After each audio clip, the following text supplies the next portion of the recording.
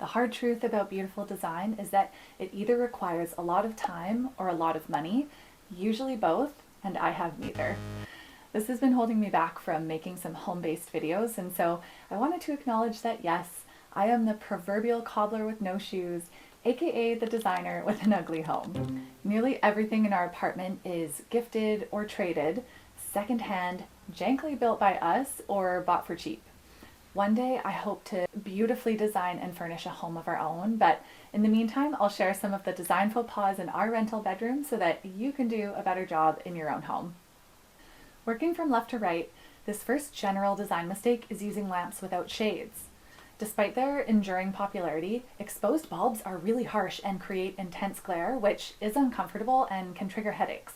You can get away with 40-watt incandescent Edison bulbs on dimmers, and I do have these lamps connected to dimmer switches, but generally it's best to choose dimmable lamps with shades for your bedside lighting. Up next is our storage bed.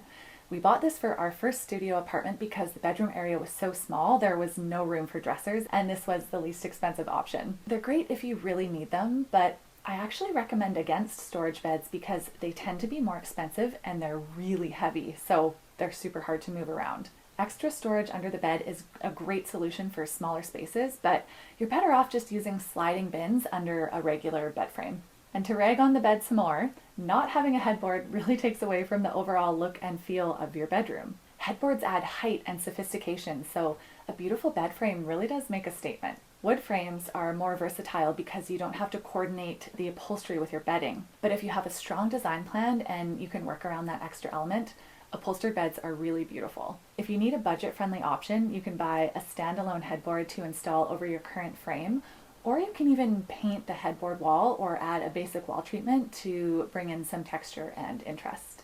Our next design faux pas is not replacing the generic ceiling light. This isn't a functional issue because that light should rarely be used anyway, but decorative flush mounts, semi-flush mounts, or chandeliers if you have higher ceilings contribute so much more to the charm and aesthetic of your room. Amazon and Home Depot have pretty good selections if you're shopping on a budget, and for my Canadian friends, Lights Canada is another great resource. Our next faux pas is unframed artwork. We cheaped out yet again by using poster clips, even though landscape prints look best in proper frames, so that's an upgrade I hope to do pretty soon. Poster clips are great for posters and textile art, but more traditional art pieces deserve something more substantial. Amazon and IKEA are my go-to spots for affordable frames. Moving on to the elephant in the room, I honestly cringe whenever I look at these curtains because almost everything is wrong with them. Curtains should be hung up high, usually near the ceiling, and completely outside the window frame so no natural light is blocked when they're open. They should be hung on rings, never grommets, on a 1-inch rod with simple end caps. And they should fall right to the floor, definitely not hang awkwardly in the middle of the wall like these ones. Again, this was just us not wanting to put any money into this rental, so we threw up a sad set of curtains from Jake's old condo, but truly, upgrading your window treatments makes a big, beautiful difference.